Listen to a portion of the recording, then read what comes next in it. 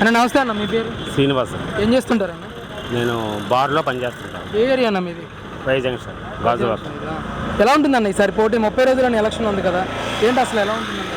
తెలుగుదేశం జనసేన కూటమి వస్తుంది అంటారా? కంపల్సరీ. అంత ధీమాగా ఎలా చెప్పగలుగుతున్నారు? ఎందుకంటే ప్రభుత్వాన్ని అధికారాన్ని మార్చాలని ప్రతి ఒక్కరిలో ఉంది. అంటే ఇక్కడ ముఖ్యంగా పార్లమెంట్ అభ్యర్థిగా, విశాఖపట్నం పార్లమెంట్ అభ్యర్థిగా శ్రీభరత్ గారు నుంచున్నారు ఎంపీగా. ఒకవైపు వైసీపీ నుంచి ఝాన్సీ గారు ఉన్నారు.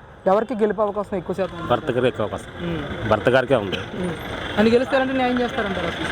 న్యాయం చేసే ఛాన్స్ ఉందండి. ఎందుకంటే ఆయన ఆల్రెడీ చాలా కాలేజీలు నడుపుతున్నాడు కదండి. దానివల్ల పేద విద్యార్థులకి కొద్దిగా అందుబాటులో ఉంటారని ఆశిస్తున్నాం అంతే. దానివల్ల ఆయన గెలిచే ఛాన్స్ కూడా ఉంది ఎక్కువగా. అన్న ముఖ్యంగా ఇక్కడ విశాఖపట్నం స్టీల్ ప్లాంట్ ప్రైవేటీకరణ విషయంలో ఒకవేళ ఈయన గెలిస్తే కనుక రాష్ట్రానికి సంబంధించి నిధులు తీసుకురావడంలో కానీ, ప్రధానంగా మీ ఉత్తరాంధ్రకి, అలాగే ప్రైవేటీకరణ ఆపే విషయంలో కానీ గలం వినిపించగలరంటారు పార్లమెంట్లో? ఖచ్చితంగా వినిపిస్తారండి. ఎందుకంటే అధికారం వచ్చిందనుకోండి ఏమైనా చేయగలరు ఎవరైనా సరే. అధికారంలో లేకుండా ఎవరు మాత్రం ఏం చేయగలరు? నాకు తెలిసేది ప్రజలకి న్యాయం చేసే అవకాశం ఉందనుకుంటున్నాను. టీడీపీ ప్రభుత్వం వస్తే ఖచ్చితంగా చేస్తారు కూడా ఈసారి. గతంలో భరత్ గారు చాలా తక్కువ ఓట్ల మెజార్టీతో ఓడిపోయిన పరిస్థితి. ఈసారి ఎన్ని ఓట్ల మెజార్టీ వచ్చే అవకాశం ఉంది? అది మనం ఎలా చెప్పగలం సార్? మొత్తమే గెలిపైతే పక్కా ఖాయం. అసలు ఈ జనసేన, టీడీపీ, బీజేపీ ప్రభావం ఎంతవరకు ఉంటుంది మీ ఉత్తరాంధ్ర ప్రాంతంలో? చాలా ఎక్కువగా ఉంది ప్రస్తుతం. నమ్ముతారంటారు? ఖచ్చితంగా స్వాగతిస్తారు, ఖచ్చితంగా అవకాశం ఇస్తారండి. ఒక్క ఛాన్స్ అని గ్యారంటీగా ఇస్తారు ఈసారి. ఎలా అనిపిస్తుంది జగన్ గారి పాలన మీకు? జగన్ గారు నిరుద్యోగ సమస్య ఎక్కువైపోయింది సార్. దానివల్ల ఏంటంటే చాలామంది చూస్తున్నాం కదండి, ఇప్పటికే చాలా ఇబ్బంది, రకరకాల జనాలు చాలా విధంగా ఇబ్బంది పడుతున్నారు. దానివల్ల ప్రభుత్వాన్ని మార్చాలని ప్రతి ఒక్కరిలో అభిప్రాయం ఖచ్చితంగా ఉందన్నమాట. మీ ప్రాంతంలో ఎలాంటి డెవలప్మెంట్ జరిగిందంటారు ఈ 4 సంవత్సరాలు? ఏం జరగలేదండి మా ప్రాంతంలో. ఉన్న గంగవరం పోర్టులో చాలామంది లేబర్ పని చేసేవారు, వాళ్ళకి ఏ ఛాన్స్ లేదు, ఉపాధి కోల్పోయారు. అయితే జగన్ చేసింది అయితే కాదు, కాకపోతే మరి ఏం జరిగిందో ఎవరికి తెలియదు కదా. చాలామంది రోడ్లు పడిపోయారండి. ఉద్యోగాలు అంటే కామన్ ఎక్కడైనా చేసుకుంటారు. ప్రైవేట్ ఉద్యోగస్తులు ఏంటంటే ఈ రోజు ఎక్కడ రేపు ఎక్కడ అది కూడా ఉపాధి కూడా పోయింది ఈరోజు. జగన్మోహన్ రెడ్డి గారు ఎన్ని సంక్షేమ కార్యక్రమాలు చేస్తున్నారు కదా, దాదాపు 2.5 లక్షల కోట్ల రూపాయలు మేము ప్రజల అకౌంట్లోకి వేసామని అంటూ ఉన్నారు. ప్రజలు నమ్మే పరిస్థితులు లేరంటారు ఆయన? లేరండి. ఎందుకంటారు? ఎందుకంటే అంతే, ఇంకా ఏం చెప్తాను సార్. రేట్లు ఎలా ఉన్నాయండి ఈరోజు? విపరీతంగా ఉన్నాయి అన్ని కూడా. సామాన్యులు బతకడం కష్టం. చంద్రబాబు గారు వస్తే కట్టడి చేస్తారు, కాస్తనే న్యాయం చేస్తారు. ఆయన న్యాయం చేసే ఉద్దేశం ఉంది కాబట్టి మళ్ళీ ఆయన ఇన్ని పార్టీలు కలుపుకున్నారు. లేకపోతే ఇండివిజువల్గా పోటీ చేయాలి. యాక్చువల్గా ఆయన ఏదో రకంగా ప్రజలకు న్యాయం చేయాలనే ఉద్దేశంతో ఈ బీజేపీని, జనసేనని అన్నీ కూడా కలుపుకున్నారు. అసలు మీ విశాఖపట్నం ప్రాంతంలో చంద్రబాబు నాయుడు గారు ఎలాంటి అభివృద్ధికి నోచుకున్నారంటారు ఆయన అధికారంలో ఉన్నారు? ఒక ఉదిత పని చాలండి ఆయన చేసిన ఒక పని. ఎంతమంది చాలామంది చనిపోవాలి ఆ ఉదిత పని. ఆయన ముందే ఎలక్ట్ అయ్యి ఎక్కడ ఎటువంటి ప్రాణ నష్టం జరగకుండా సేవ్ చేసుకొచ్చారు. అటువంటి చంద్రబాబు గ్రేట్ సీఎం సార్. ఈ ప్రాంతంలో ఆయనకే మెజార్టీ? ఖచ్చితంగా. ఎన్ని స్థానాల్లో గెలిచే అవకాశం ఉందంటారు ఈసారి? అది చెప్పలేం, కానీ మెజార్టీ అయితే చంద్రబాబు నాయుడు అండి. సీఎం అయితే ఆయనే సార్. అన్న నమస్తే అన్న, మీ పేరు? దుర్గా ప్రసాద్. ఏం చేస్తుంటారన్న? సర్బాబు పని. ఓకే. ఏ ఏరియా అన్న మీది? గాజువాక. ఏంటంటే ఎలా ఉంటుంది ఈసారి పోటీ? మీ విశాఖపట్నం పార్లమెంట్కి సంబంధించి టీడీపీ అభ్యర్థిగా శ్రీభరత్ గారు నుంచి ఉన్నారు, వైసీపీ నుంచి బొత్స ఝాన్సీ గారు. ఎవరికి గెలిచే అవకాశం ఎక్కువ ఉందంటారు ఈసారి? భరత్ గారు.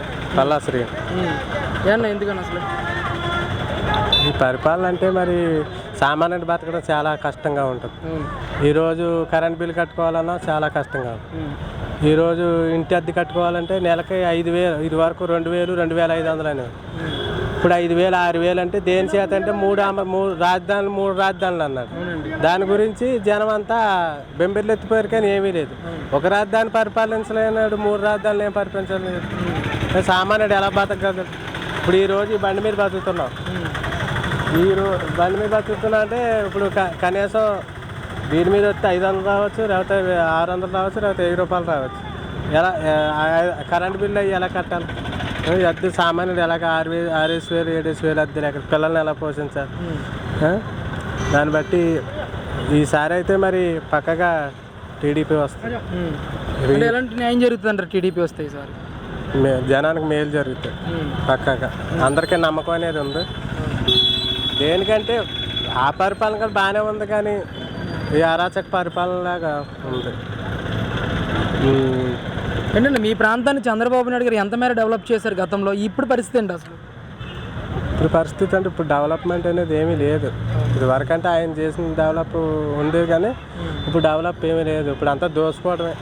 ఎవరి జేబుడు ఎవరికాడు ఎవడు రాజకీయ నాయకుడైనా ఇప్పుడు మన గంటల్లో జరిగింది ఎలాంటి ఘోరం జరిగింది. మరి దానికి ఎవడైనా ఏ నాయకుడైనా ముందుకు వచ్చాడు. మరి అలాంటి మరి సామాన్యుడు ఎలా బతకగలడు?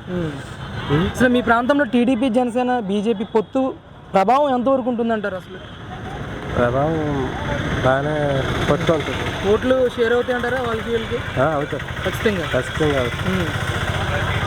జగన్ గారు రెండో అవకాశం అడుగుతున్నారు కదా. అడుగుతూ ఎవరి అవకాశం వాళ్ళు అడుగుతారు. ఎవరికి ఇది ఉంటే జగన్ గారు అంటే చెప్పలేము.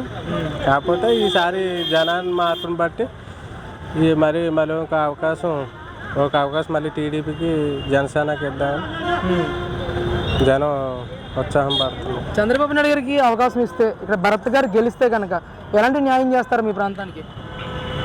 న్యాయం అంటే చేస్తారని మాకు నమ్మకం ఉంది. నా పేరు వదిలేండి కాండ్రేగల్ అనంతపవన్ అండి. ఏం చేస్తుంటారన్న? వాటర్ ప్లాంట్ ఓన్గా బిజినెస్. ఓకే, ఏ ఏరియా అన్న మీది? గవర్జేగీపల్లం అండి. కీలనగర్ గవర్జీ. ఏంటన్న ఇక్కడ 30 రోజుల్లోనే మన రాష్ట్రానికి సంబంధించి ఎలక్షన్స్ ఉన్నాయి. పార్లమెంట్ అభ్యర్థిగా భరత్ గారు నుంచి ఉన్నారు, వైసీపీ నుంచి ఝాన్సీ గారు ఉన్నారు. ఎవరికి ఎక్కువ స్థానం ఉందా, ఎక్కువ అవకాశం ఉందండి గెలిచే అవకాశం? అంటే గెలిచే అవకాశాలు అయితే భరత్ గారు గెలుస్తారండి. ఎందుకంటే గత 5 ఏళ్ళలో జనాలు పడుతున్న ఇబ్బందులు ఏంటంటే నూనె రేట్లని, తర్వాత పెట్రోల్ రేట్లు, తర్వాత యువతకు ఉద్యోగాలు లేకపోవడం, ఇలాగా చాలా విధాలుగా ఇబ్బంది పెడుతూ పథకాలు అయితే వేశారు కానీ అభివృద్ధి అనేది ఎక్కడా లేదండి. అది ఎందుకంటే మాలాంటి వాళ్ళు ఇప్పుడు నేను ఉన్నానండి, ఒక MBA ఫైనల్ ఇయర్కి వచ్చాం. మాకు స్థిరంగా జాబ్ అనేది లేదు. అంటే స్కిల్స్ కూడా పెట్టారు కానీ తక్కువ ఏదో ఎవరో కొంతమందికి వైసీపీ కార్యకర్తలు అలాంటి వాళ్ళకి తప్ప మా అలాంటి టీడీపీ కార్యకర్తలు కానీ జనసేన కానీ బీజేపీ కానీ ఇతర కమ్యూనిస్ట్ పార్టీలు కానీ ఎవరికైనా సరే యువతకు అనేది ఎక్కువగా ఇది చేశారండి. అది ఇంకోటి ఏంటంటే యువతకు ఉద్యోగాలు సంవత్సరానికి జాబ్ క్యాలెండర్ తీస్తానని చెప్పారు కానీ తీయలేదండి. మేము ఉద్యోగాల కోసం అప్పుడు మొన్న గ్రూప్ 1 గ్రూప్ 2 తీశారు. ఆ పిల్లలు లక్షల ఉద్యోగాలు తీస్తారన్నారు, 1000 పోస్టులు తీస్తున్నారు. అది దానివల్ల యువత చాలా కోల్పోతుంది. అంటే 5 లక్షల ఉద్యోగాలు ఇచ్చామని చెప్తున్నారు జగన్మోహన్ రెడ్డి గారు. సచివాలయం కానీ వాలంటీర్లు కానీ ఇవన్నీ లెక్క చెప్తున్నారు. వాలంటీర్లు ఇచ్చినానండి, అది గౌరవేతనం కింద 5,000 ఇచ్చారు. అది ఏంటంటే రేపు పొద్దున్న పార్టీ నిలబడడం కోసం ఇంటింటికి వెళ్ళి పింఛన్ ఇచ్చాం ఇది ఇచ్చామని రేపు పొద్దున్న గొప్పలు చెప్పుకొని జగన్మోహన్ రెడ్డి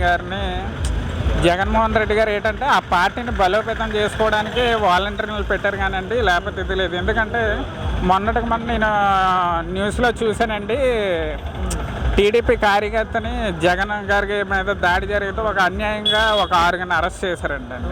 మొన్న నేను న్యూస్లో చూశాను. ఇలాంటివన్నీ పార్టీకి వైసీపీకి చాలా నష్టం కలుగుతుందండి.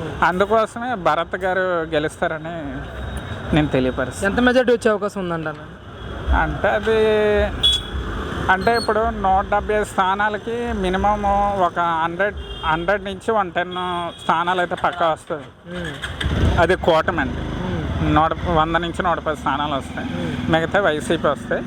ఎంపీ స్థానాల్లో 25 అయితే 15 స్థానాలు పక్కాగా కూటమికి వస్తాయి. రైట్ అండి, థ్యాంక్ యూ అండి. ఓకేనండి.